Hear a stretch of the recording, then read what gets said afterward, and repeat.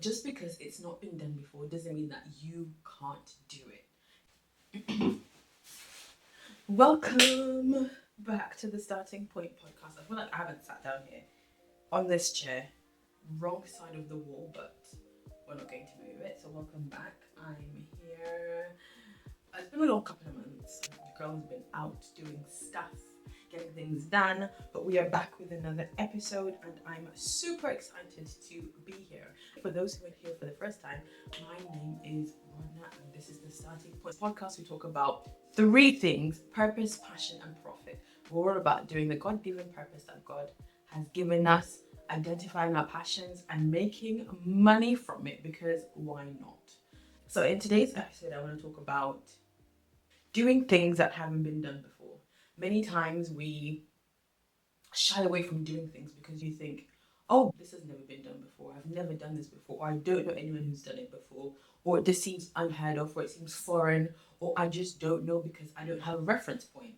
And that used to be me for a lot of things. I'm like, I can't do that because I don't have a blueprint for it. I don't have anyone who's done it before.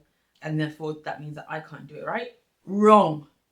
If there is no one who's done it before in your family, you be the first one. If there's no one that's done it before in your friend group, you be the first one. When we're talking about purpose, passion, and profit, each of us have got a God-given assignment, a God-given purpose that we all have the part to play.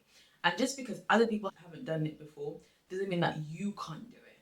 And a prime example of it is, I mean, it's something small, but it's an example. So earlier this year, I took some time away from my 9 to 5 job, and I just needed a break to do stuff and travel and do my own things and just focus on my business. So I actively went to my workplace, went to my manager and said, I need to take the rest of the year off at the beginning of the year. Now I knew that it had never been done before, because when I was checking the policies and procedures and the paperwork, there was no reference point for it. And for a minute I thought, oh, they don't do this because it's not in their paperwork. But just because it's not been done before doesn't mean that you can't do it. Hear that and hear that well. Just because you haven't seen it doesn't mean it can't be done. So I went to my manager and I said I would like to take the rest of the year off work. And the first thing he said was like, oh, I don't really know what to do with that because it's never been done before. And I knew it had never been done before. But imagine if I had said, oh, I can't do that because there's no policy for it, or I can't do that because they're going to say no because it's not been done before. It's not something that they do. But I went away, asked anyway, and she was like, oh, I'll have to get back to you because I'm not really sure what to do with this because, again, it's never been done before. I'm still here, been away from work, and I'm thriving. So just because it had never been done before in that capacity doesn't mean that it could have never been done. So I set that tone and that blueprint and that way of doing things. I guess I was a trailblazer. I set something new and went on a different path. Many people would either just stay in the job or leave. But that's not really, I didn't want to do any of those things. Just because it has not been done before does not mean that you can't do it. Just because in your family, maybe no one's ever had a car before, doesn't mean you can't do it. Just because no one's ever started a business before, doesn't mean that you can't do it. Just because no one's ever got married before, doesn't mean that you can't do it. Just because no one's ever become a millionaire in your family, doesn't mean you can't do it. Just because no one's ever lost weight successfully, doesn't mean that you can't do it. What is around you that you've set limitations on because you've never seen it before? I finished writing a children's book recently, which will be out at the end of October on Amazon. And I'm so excited about it because I've always wanted to write a book. I've always wanted to write books. Starting point, I've always been passionate about writing and reading books. I read books for a living. If I'm not reading books, I'm listening to books. And now that I've had kids, I've spent a lot of time. We go to the library, we spend time reading books, we spend time writing books. And I was like, I've read my fair share of books. I can do this thing. Now, bear in mind, I don't know anyone who's written a book before. I don't know anyone who's written a children's book. I knew nothing about publishing. I knew nothing about the whole writing process. I just knew that I had a passion for writing and it would be something that was fun to do and I had the time to do it. I then went on this journey, bearing in mind it had never been done before to anyone that I know, but I used YouTube and I used Google and I began to research. I spent a long time researching on how to write a book. And I wrote a book and I'm publishing it. And I'm so excited for it because it had never been done before. But just because it's never been done before doesn't mean that you can't do it. And that has been my motto in this whole year. Doing the unknown, doing the things that you're not sure how to do. No one can say, I don't know how to do it. Because we live in a technological world that has so much advancements. There is YouTube, there is Google, there is Chat GPT, there are all these AI platforms. There is so much wealth and knowledge that it's not even an excuse. You don't know how to do something? Research, Google, take some time out and figure out how to do it. I don't know how to do it is not an excuse. And it shouldn't be an excuse that you use because it's just not good enough. It really isn't. In the world that we live in, anyone can become anything they want to be, quite literally. Anyone can become what they want to be. And there is a whole load of information and knowledge out there. There are coaches, there are mentors, there are people who have done what to do who you can learn from.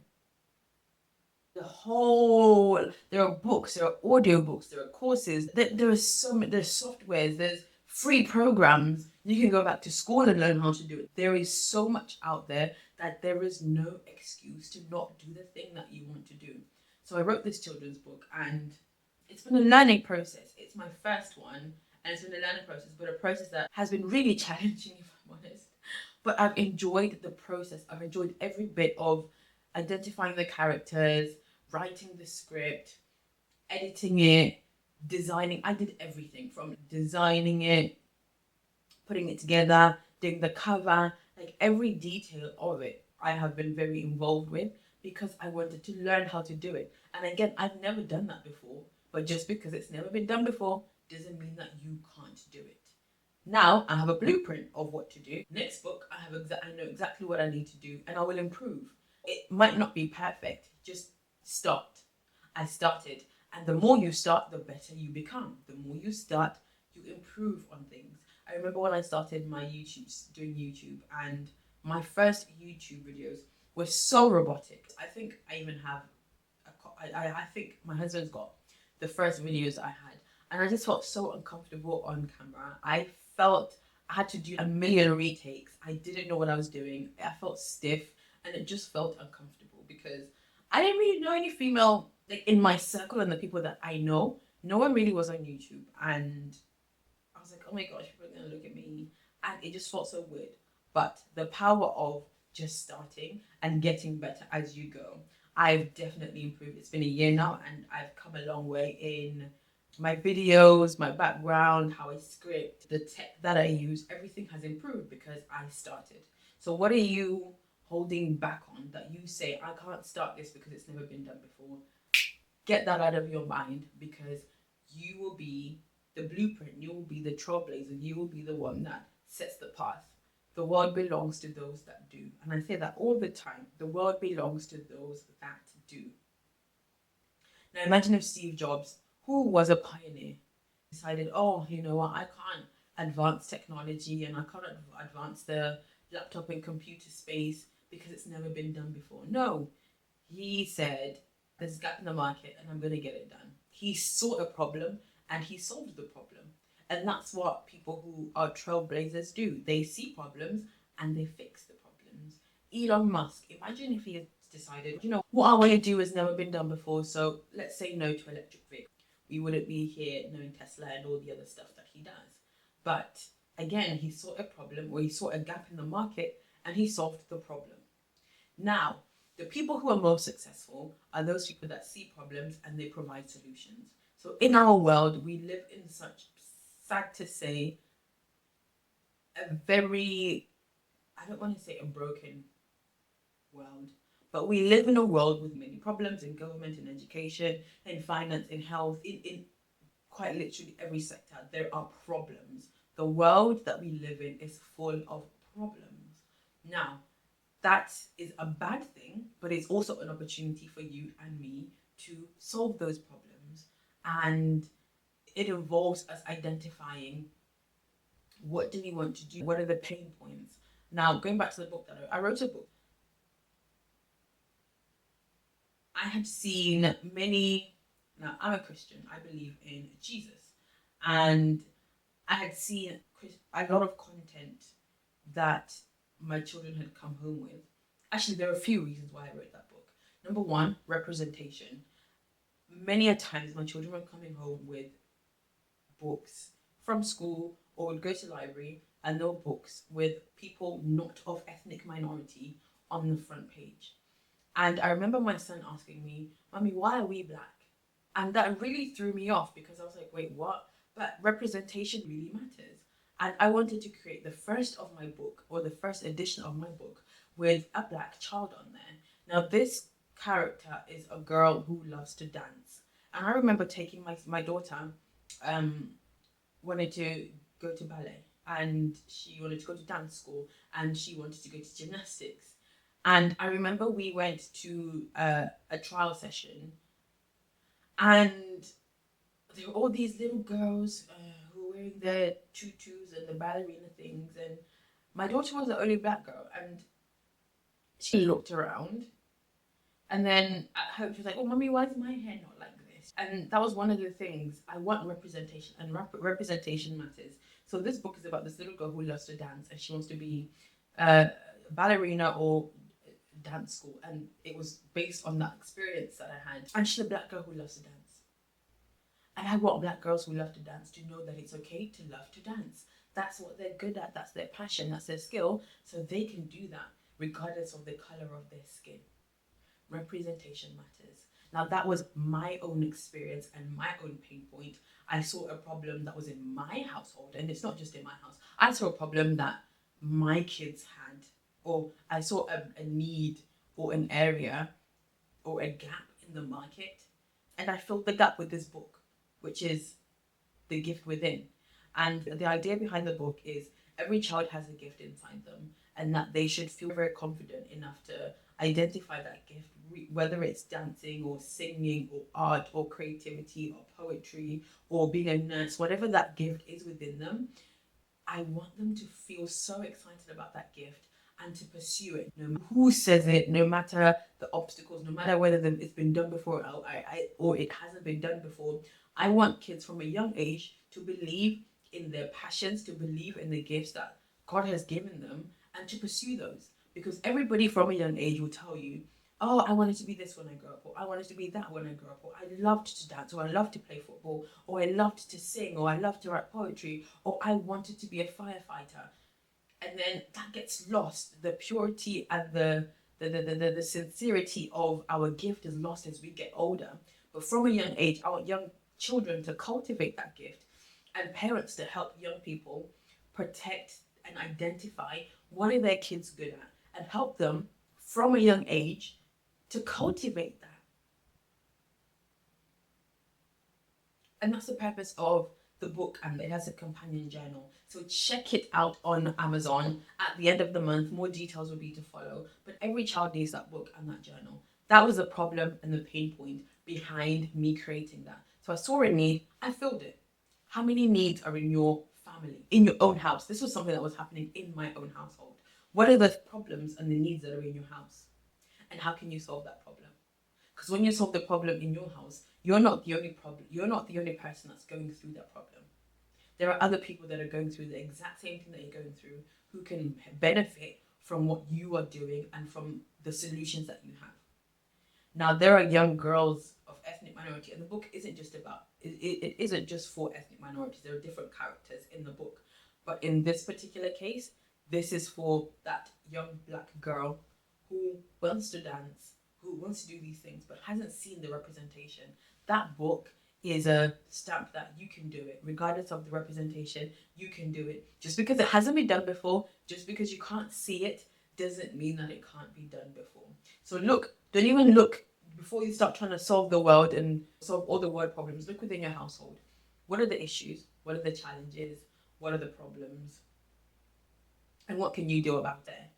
And if you've exhausted that, now look in your community. What are the problems in my community, in my school, in my university, in the shops, in my church, in my organization, in my local government? What are the problems?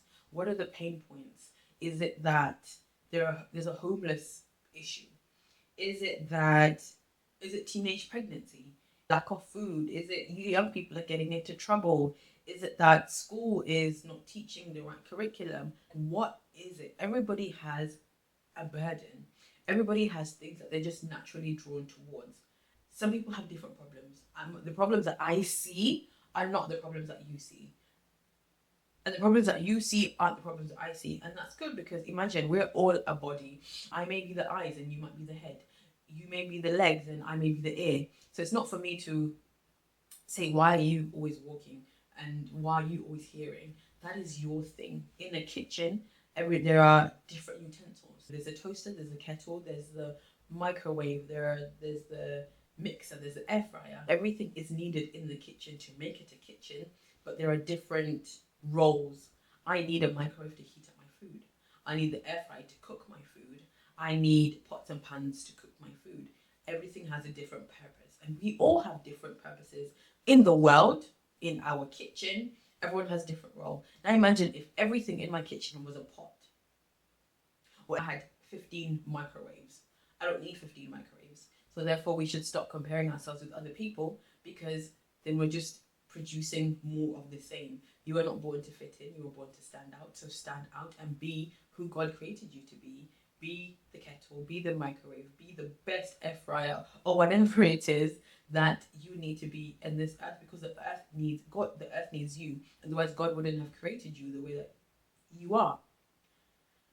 God has given each one of us desires, passions, burdens, pain points. Lean into those things and figure out, what can I do to solve that problem?